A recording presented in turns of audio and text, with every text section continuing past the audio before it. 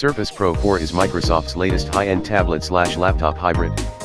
Its incredible desirable design and powerful hardware still, more than a year on, make it one of the most desirable devices on the market today.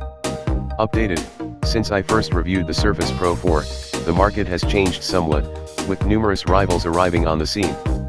To its credit, the Surface Pro 4 has remained trusted's favorite 2-in-1, but the latest entry into the laptop market could be seriously tempting for fans of Microsoft hardware looking for an upgrade.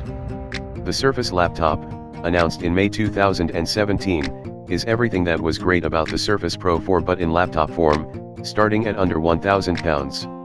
You can read more about it in our guide to the Surface laptop. There are more games afoot, too. Microsoft has announced an event for May 23rd that looks likely to be some sort of hardware reveal.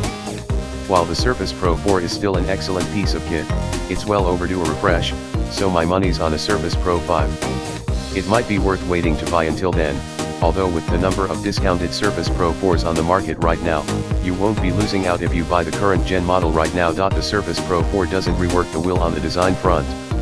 The tablet section of the Surface Pro 4 looks almost identical to the Pro 3 from a distance.